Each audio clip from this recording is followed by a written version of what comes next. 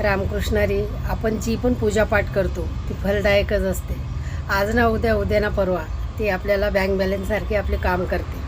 जसं तुम्ही bank balance ठेवतात, बँक बॅलन्समध्ये नसेल, घरामध्ये रुपया का असेना साठवून ठेवतो, तसे हे पूजापाठ आपल्यासाठी बॅलन्स आहे. ज्यावेळेस कधी कधी पैसे काम करत नाही म्हणजे कधी कधी पैसे असूनही उपयोगी नाही पडत, तर त्यावेळेस हेच बँक बॅलन्स आपलं पूजेपाठचं हे आपलं कर्मफल आहे.